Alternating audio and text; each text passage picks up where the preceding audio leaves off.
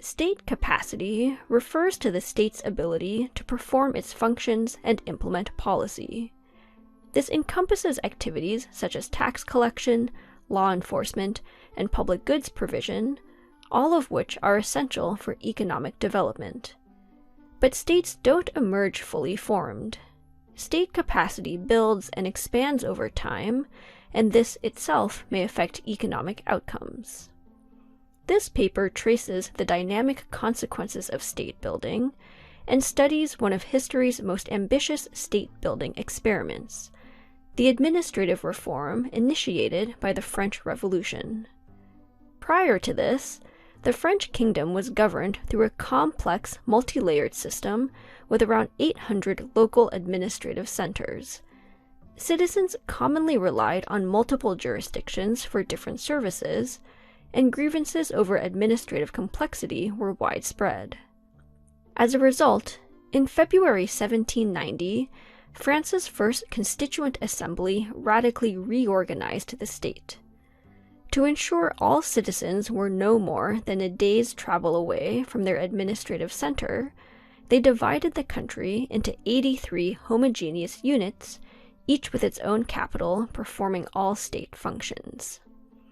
But because the process of selecting capitals was often contentious, the reform stipulated that in a subset of departments, administrative functions would rotate between multiple cities.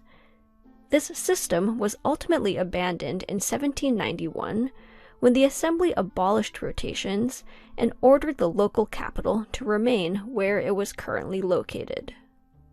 The authors use this quasi-random selection to estimate the causal effects of state building.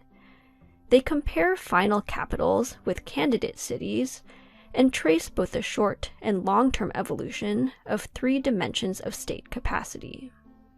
Extractive capacity is the state's ability to obtain contributions from its citizens. Enforcement capacity is the ability to enforce the law, and productive capacity is the ability to provide public goods. These aspects of state capacity are interdependent. Extractive and enforcement capacity, which comprise the coercive capacity of the state, are inputs in the production of public goods. This fact shapes the dynamic effects of state building.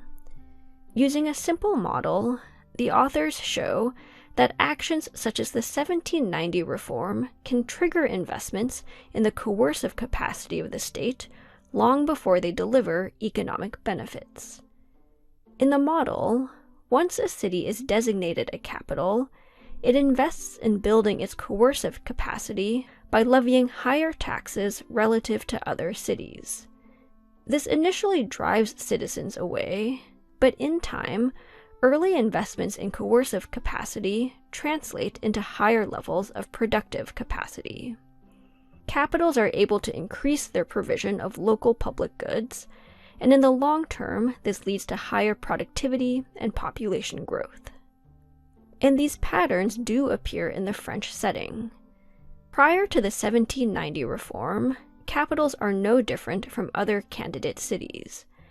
But after their final designation, gaps in extractive capacity begin to open. Capitals are 60 percentage points more likely to have their first cadastre established by 1815, and their citizens pay more business tax per establishment according to the first industrial census in 1839.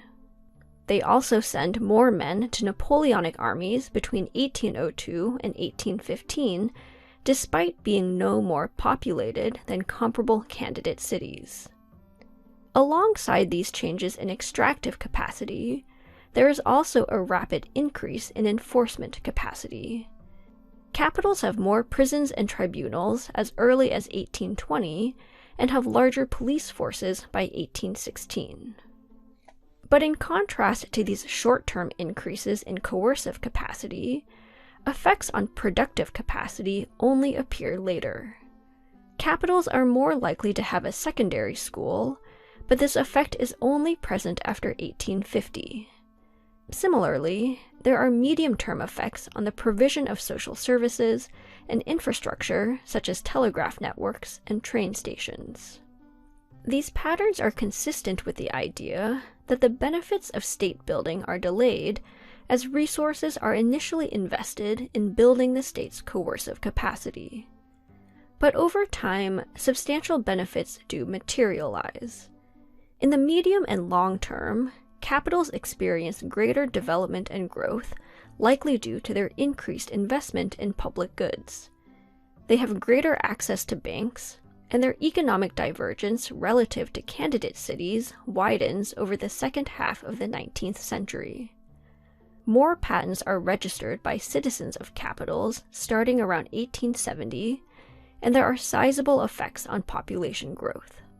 On the eve of World War I, capitals are around 40% more populated than candidate cities, and by 1999 they are markedly different in both demographic and economic terms.